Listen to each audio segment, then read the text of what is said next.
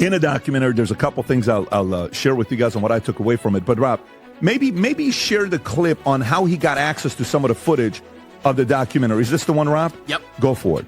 How did you get that footage of Diddy? I figured most journalists would not disclose their sources. Does he know y'all have this in the doc?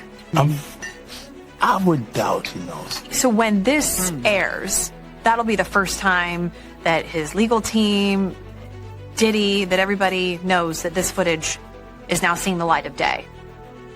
Perhaps. Combs' team firing back in a statement to NBC News, saying the Netflix so-called documentary is a shameful hit piece and that they relied on stolen footage that was never authorized for release. His team sending a cease and desist to Netflix.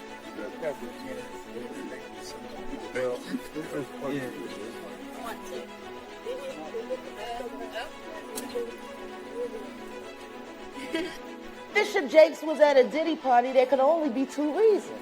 In 50 Cent's new documentary, the silence speaks louder than any accusation. For years, names like Diddy and T.D. Jakes moved through separate worlds. Music, faith, influence, rarely questioned in the same breath. But when power operates across institutions, truth doesn't disappear, it waits. What remained hidden was not a single act, but a system that rewarded proximity, protected reputation, and taught everyone nearby that silence was safer than clarity. And when that silence finally cracks, the real question isn't what happened. It's how long it was allowed to continue. Pulled me to himself, wrapped his arms around me and tried to kiss me. And in that moment, I literally died. To many in the religious community, Bishop T.D. Jakes has been a spiritual advisor to presidents and a religious voice to thousands. Because, the Honorable Minister Louis Farrakhan has prepared us for his departure for many decades. And many people, if you wrongly idol worship someone, you could have a void. Real life.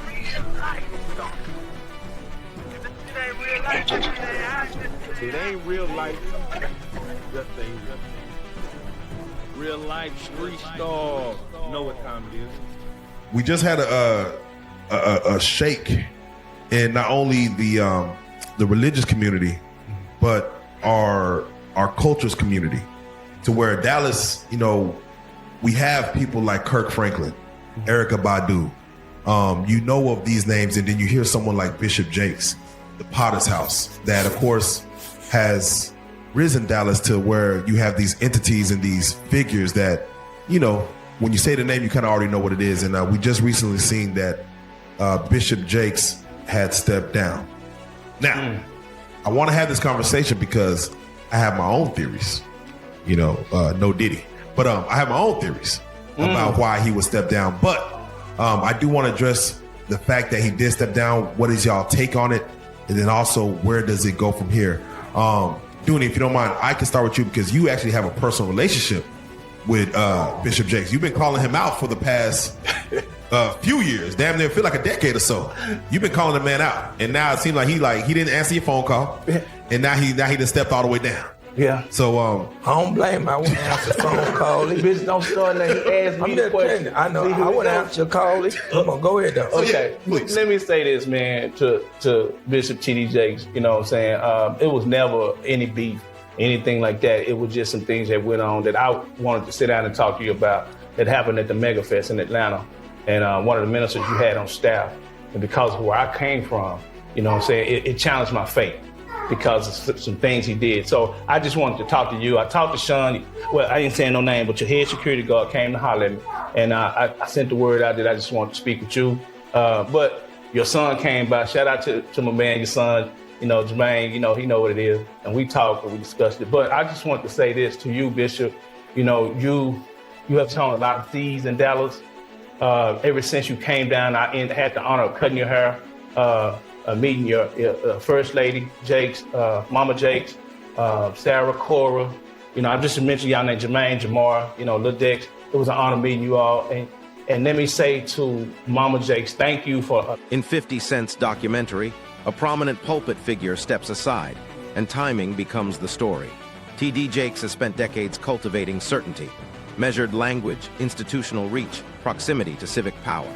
A public transfer of leadership, then, reads as more than routine succession.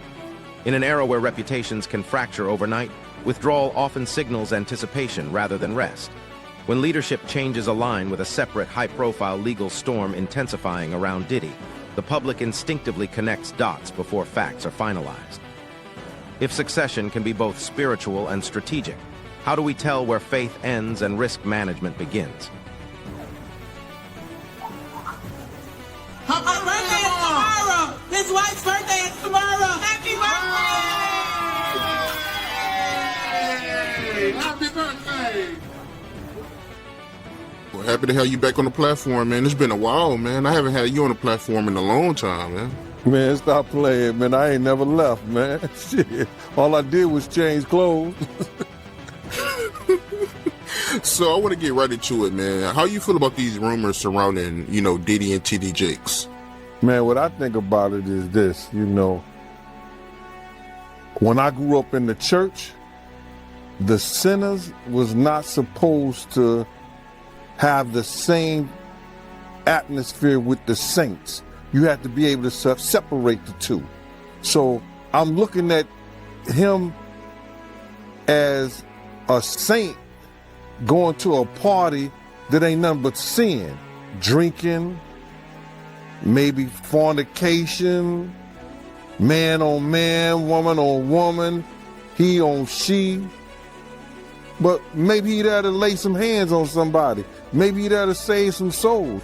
I know he got a contract with Revolt, so I'm just like, it's just real strange that he would be found at any kind of Diddy party or any kind of place with Diddy unless it's in a business atmosphere. So now what he's doing is he's making, man, he making the Christians look real bad right about now. And you've been to these parties, right?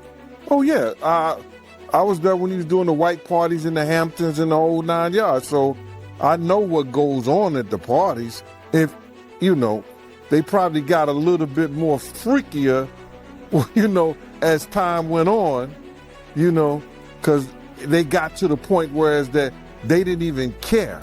It used to be secretly, where people used to go to, separate rooms and different rooms, and they wasn't doing that out in the public, but now they don't care. Men kissing men and all this other, that's just crazy. So why do you think he was going to these parties?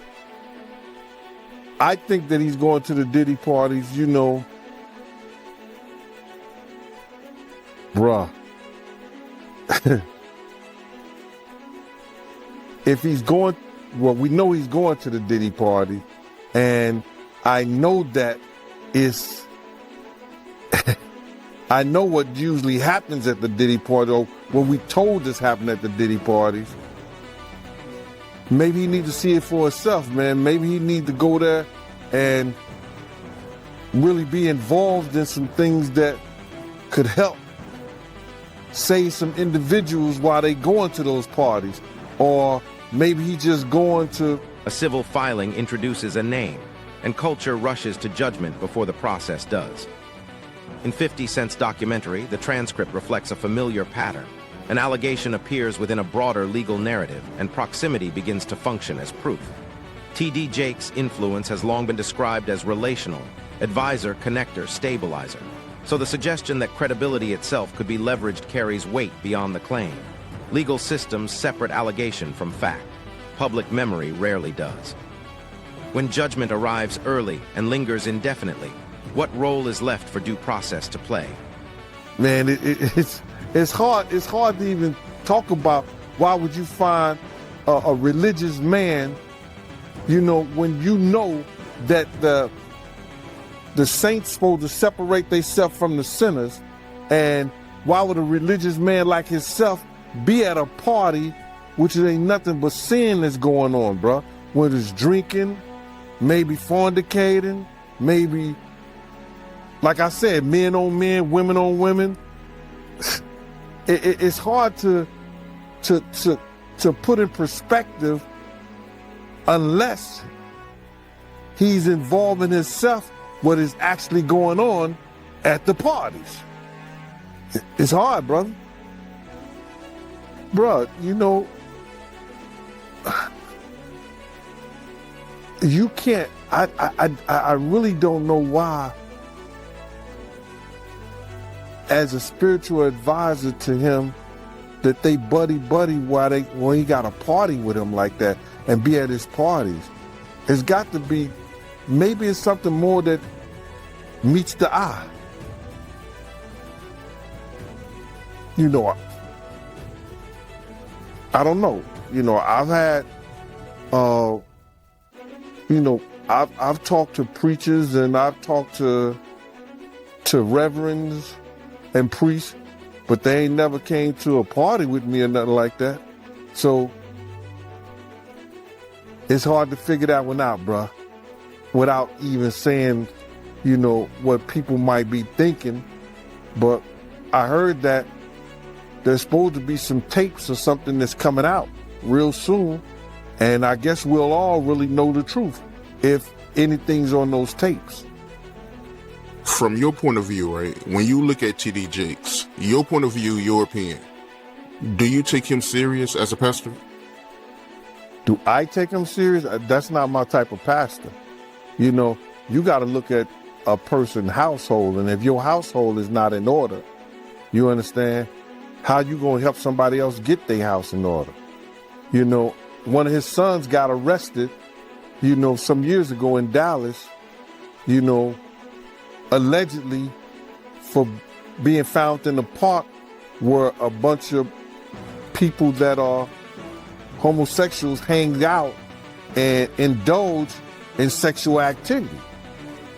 And I heard his two sons, which are not his biological sons, both of them are from that LGBT community. Now, how you gonna help me straighten out my house? And to me, your house ain't in order. Not saying that something is wrong with them being and choosing that lifestyle, but something is wrong with them choosing that lifestyle, being in a household with a reverend. The central issue in 50 Cent's documentary isn't what happened at a party, but what power can purchase afterward. The transcript repeatedly returns to a quiet idea, that moral authority can soften scandal, that money and legitimacy can circulate together, and that the right association can delay consequence. This isn't unique to Diddy or T.D. Jakes. It reflects a system where institutions unintentionally become filters for accountability. If reputation can be engineered like a campaign, what does responsibility look like when trust itself becomes the commodity? Know that he was forcing her. Obviously, the government is presenting this as Diddy coercing her to stay in this relationship, to continue doing these freak-offs, even though she has said she didn't want to. But how much of that did she share with Diddy? Did he know that he was coercing her into this? Because that's what the whole sex trafficking charge is going to come down to. So one of the text messages after a hotel night that they had together, remember, hotel nights is what Jane refers to it. Cassie called them freak-offs, but these are their parties with male escorts. So after this one, this was in August of 2022, she wrote to him, "That was so much fun, baby. My love for you is unconditional and for life." She's referring to that particular freak-off that they had had. And she also talks about Paul. Paul is the guy that yesterday she said that their nickname for him was Shaq. She was Kobe and Diddy was Jordan, and they were the trifecta. So she is addressing the fact that she really enjoyed their encounters with Paul. But while Diddy's defense is trying to make it sound like, look, she was so into this. She loved having Paul. She asked for Paul. She wanted to clarify this. She said, if I had to do what I had to do, at least there was somebody who had a warm energy about them. So yes, she is saying positive things and had positive feelings about Paul, but she's saying, I'm only doing this because this is, at least I have an option here. She would prefer to not have the hotel nights at all, but she felt like these were the circumstances of the terms and conditions, as she put it yesterday, of this relationship. She said, if I see him, Diddy, there is a request for a hotel night. So I'm just adapting to my circumstances. I'm adapting to my environment. So yes, there were moments when I suggest or organize these things under the pressures of my lover. Yes. I think that's the key thing there. She says, under the pressures of my lover. So she certainly feels pressured to do this. Does Diddy know that he's pressuring her? That is the. A personal account enters the record, and its impact comes from power imbalance rather than detail. In 50 Cent's documentary, the narrative describes emotional access, mentorship, affirmation, closeness, followed by an alleged violation that reframes intimacy as leverage. Even as an allegation, the implication travels fast because it mirrors a broader pattern, authority converting vulnerability into compliance. Communities built on spiritual safety are destabilized not by accusation alone, but by the possibility that trust itself was weaponized. If faith leadership rests on moral clarity, how much ambiguity can it absorb before it breaks? News out of Dallas. A megachurch founder and pastor, T.D. Jakes of the Potter's House. His ex-son-in-law claims that T.D. Jakes abused him. Richard Brandon Coleman is the ex-husband of T.D. Jakes' daughter, Cora Jakes. An attorney representing Coleman says that Coleman now claims, along with other unnamed males, they claim to have credible allegations against the Potter's House founder, T.D. Jakes, of grooming, assault, sexting, and transporting them across state lines. Richard Brandon Coleman, 36 years old, also known by his stage name, Ski Ventura, is serving time in a Texas prison for aggravated assault of a child and indecency with a child. Cora Jakes announced her divorce from Coleman in January 2022, shortly before his crimes became public, after they'd been married for about 10 years, and they have 2 adopted children. The attorney representing Coleman made this latest claim in a filing in the U.S. District Court for the Western District of Pennsylvania last Friday. That is part of an ongoing defamation lawsuit that Jakes launched against former pastor Dwayne Youngblood and 10 John Does in November 2024. So there's a lot of legal mess, lawsuit, drama going on, along with these new. A former prosecutor outlines the threshold where private claims become public concern.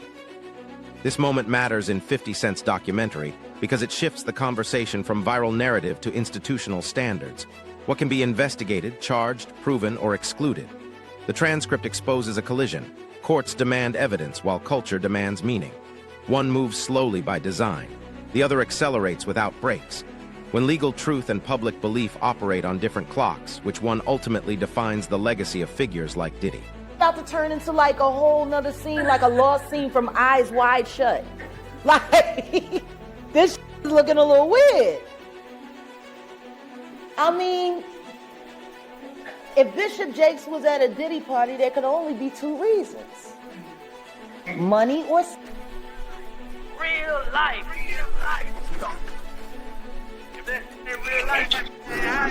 It ain't real life. Just ain't real. Real life street star. You know what time it is. Why do you think T.D. Jakes was at Puff Daddy's birthday party?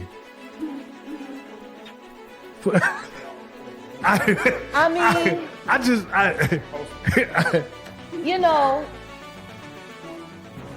do you remember when Bernie Mac played the minister in Friday? Yes. That's how I feel about T.D. Jakes. Like, that's how I see. Oh, Miss Parker, come to pray. But for him to be at a Diddy party, I don't know. Like, I feel the same way about that as I feel about when Tyler Perry came to his church and laid hands on him and he caught the Holy Spirit from Tyler Perry. Tyler Perry is the bishop of what? Like, I've never, like, and I cut a check for 100, and I'm gonna lay my hands on your bishop. And he said, and then the bishop said, it's on the fucking internet. He's doing all of this, right? And then there's a woman on the dais screaming, push the baby out. Birth that baby. Push the... I'm like, are we at church? Or is this about to turn into like a whole nother scene, like a lost scene from Eyes Wide Shut? Like, this shit is looking a little weird. I mean, if Bishop Jakes was at a Diddy party, there could only be two reasons. Money. That's all that happens at Diddy parties. Money and... I hope it was for money. Charitable contribution. I hope it was for money, because arguing about who's going to put the strap-on is... That can be a very uncomfortable situation. You know, we're going to pray on it, praise the Lord, you know? The recurring question raised in 50 Cent's documentary is not only moral, but structural. Why does spiritual authority appear inside spaces defined by celebrity power? These environments operate as influence hubs, rewarding access with relevance. When faith and entertainment intersect between figures like T.D. Jakes and Diddy, both sides gain legitimacy and both risk delusion. Proximity becomes currency. Silence becomes its maintenance cost. If influence depends on staying close, who is truly protected when nothing is said? Look, everything that I know tells me that he will get between 1 and 2 years, and I think it's going to be closer to 1. Prosecution is asking for 4. That's just not going to happen for a Mann Act violation. So if that's right, look, he wants to get the lowest he can get, and I think it's going to be between that 1 and 2 range. To get the 1, I think he's got to show the judge that he is taking his misdeed seriously. Right. And by the way, we know that even when the judge said that he was not going to let him out on bail pending sentencing, one of the things he mentioned was his violence. You know, we've seen his violence. So he knows that this is an issue for the judge. And the defense conceded it. Right. So that's something he definitely has to address. And that's what he's doing with this program. You know, Charles, he doesn't have to address it, but he is addressing it. And, you know, this might help him with regards to his sentence. Maybe the judge might sentence him to lesser time because he's working on himself. But Jamie, you know what the complication here is that he's been found not guilty on the charges that relate to drug use and domestic violence. That there was no conviction using force, fraud, or coercion in these 3 ways, and drugs. The Cassie video was off the table. The only thing he's been convicted of is taking a prostitute across state lines for the purpose of prostitution. But can't the judge consider all of the testimony in the that was presented at the trial? But the defense is going to say he was found not guilty on those things. So it's really kind of an interesting... There's that, but there's another side of this. And Jamie, you've been working on this story for 5 days now to lock this down. But what was there was one key word, one of the sources you spoke to. You remember what that word was? Yeah, redemption. Yeah, because that's the other part of this, that this is Diddy looking at my life after prison, because now that he knows he's not going to be locked away for decades, not going to be locked away for the rest of his life. He could get out this year. A lawyer withdraws, a firm steps back. In 50 Cent's documentary, these moments are framed as professional necessity, but culturally they read as forecasts. High-stakes cases involving Diddy trigger quiet recalculations. Alliances thin. Exposure is assessed. Distance becomes strategy. These exits aren't confessions, they're risk signals. When power networks reorganize only after danger becomes visible, how long was that danger considered acceptable beforehand? I don't know why they acting like they was in there looking for anything other than physical tape, because there was so many DNA samples in that house. They could have probably created a whole new race.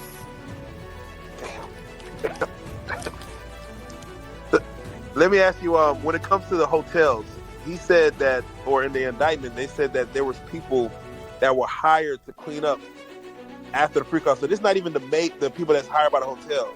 These are special people. No, they had to bring in outside clean. No, this is industrial level foolishness. What are you talking about? It's Breaking Bad level. Imagine what happened. Now, you heard the video, you heard the footage with him and the meek. Now, we also know that T.D. Jakes is allegedly also a power bottom. And he's a much older man. And they say he's very enthusiastic in his endeavors. What happens when he pops something loose? You know what I'm saying?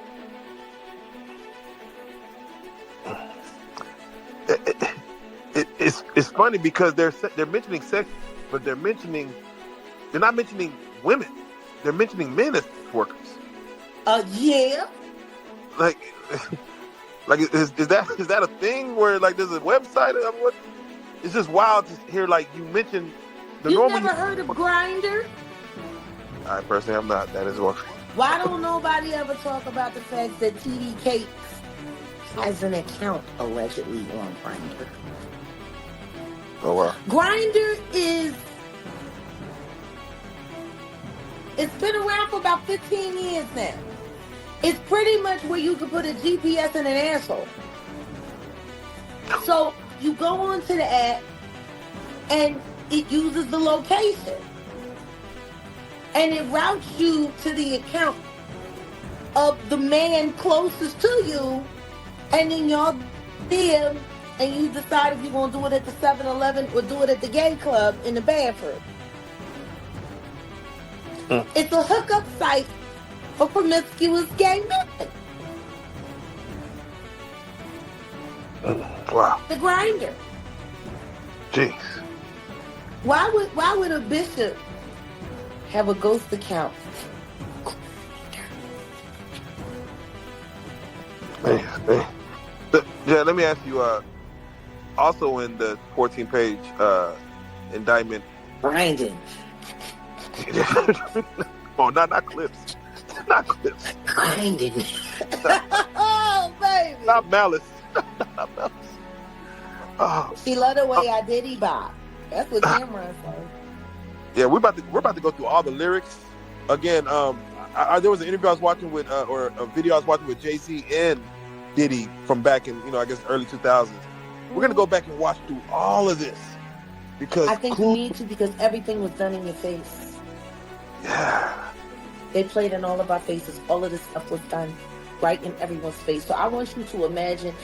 The idea of recordings operates as power even before proof emerges. In 50 Cent's documentary, surveillance doesn't need confirmation to influence behavior. Its possibility alone can enforce silence. Fear becomes governance, shaping loyalty, hesitation, and denial among those orbiting celebrity. And spiritual authority. Whether real or exaggerated, the threat of exposure explains why influential figures connected to Diddy wait before speaking. If intimidation can suppress truth without ever entering court, how much reality remains permanently undocumented? Footage of Sean Diddy Combs in the days leading up to his arrest in New York last September. You want to put stuff in my fanny pack case? The exclusive video obtained by Netflix shows Combs debating with his lawyers about strategy. Listen to me. I'm going to get off the phone right now, and I am going to let you professionals look at the situation and come back to me with a solution. No matter what, no matter what nobody said. Let's just, here and there, y'all are not working together the right way. We're losing. The footage is part of a new, highly anticipated docuseries by director Alex Stapleton and rapper and executive producer Curtis 50 Cent Jackson, titled Sean Combs, The Reckoning. Was there anything that surprised you when you were watching it? I think it was surprising that he actually filmed it. It was very interesting to watch a man who's known for his brand presence. You know, he has a really amazing knack for marketing and all of that, and how he was sort of taking that into account in how he was coming off to the public. The exclusive video also shows Combs in Harlem greeting fans. Off my back, bro. Lord, you win. I'm gonna win. Lord, you win. Be with it. I'll accept it. I need some hand sanitizer. Hold on. I got it. I've been out in the streets amongst the people. Yeah, I gotta take a bath. Like the amount of people that actually I'm coming in contact with, like that's what I have to do. You know what I'm saying? It's like 150 hugs. You're a public person as well, and there was one instance in Harlem And his reaction when those people Went away. I said, I feel like I need to wash, like I'm dirt. That was, it shows you his character. was that the reason for including it? Yeah. I mean, and what's the odds that you would do that? I felt like a coward. Like that's one of the moments where you forgot he was on tape. How do you respond to people who say that it's more about the disdain that you have for Sean Combs than it is for giving the victims a platform? What they consider a pre-existing beef, right, for 20 years, right, is me being uncomfortable with him suggesting that he takes me shopping, or I looked at it like it was like a tester. Like maybe you'll come play with me type of thing, right? And it's not personal. I think it's important to also let people know that the show is not completely the perspectives of people that did not like Sean. We weren't trying to just get the highlights, the salacious details, that the real goal was to storytell. And not everyone needed to have an allegation to be a part of this project. The 4-part series also features 2 jurors from Combs' trial who are speaking for the first time about how they reached their mixed verdict. 50 Cent's documentary closes without resolution by design. The line between evidence and speculation remains contested, and audiences are left to sit with discomfort as legal timelines unfold slowly. Institutions overlap. Church, celebrity, media, law, and responsibility diffuses across them all. From T.D. Jakes to Diddy and beyond, everyone claims to be waiting for the full story. Yet waiting itself becomes a form of protection. If accountability is endlessly deferred, who ultimately benefits from patience?